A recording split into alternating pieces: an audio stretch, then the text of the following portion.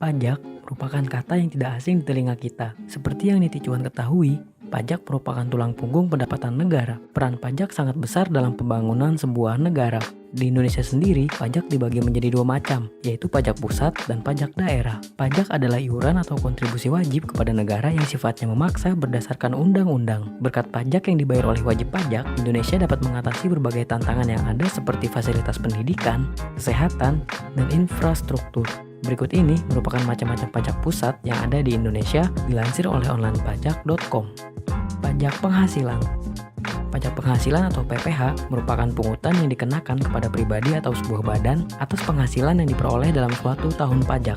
Penghasilan tersebut seperti keuntungan usaha, gaji, honorarium, hadiah, dan lain sebagainya. Subjek pajak ini sendiri terbagi menjadi dua, yaitu wajib pajak dalam dan luar negeri. Menurut ketentuan perpajakan di Indonesia, mereka adalah pihak yang membayar, memotong, dan memungut pajak yang terhutang atas objek pajak.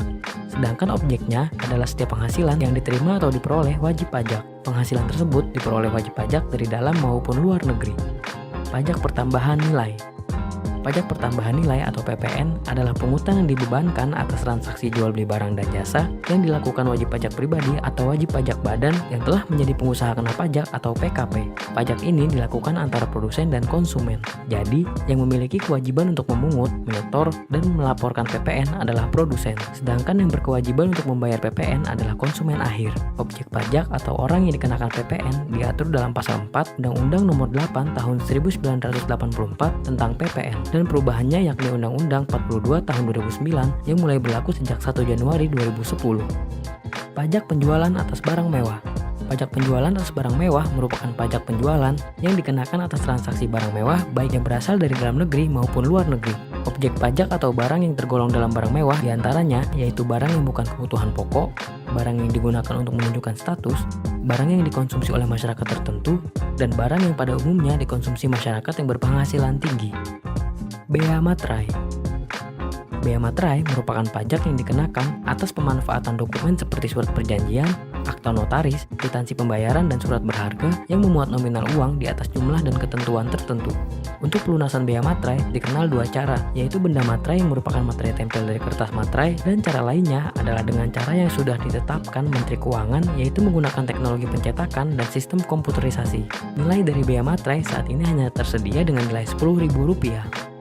Pajak bumi dan bangunan. Pajak bumi dan bangunan atau PBB merupakan pajak yang dikenakan atas kepemilikan, pemanfaatan, atau penguasaan atas tanah maupun bangunan.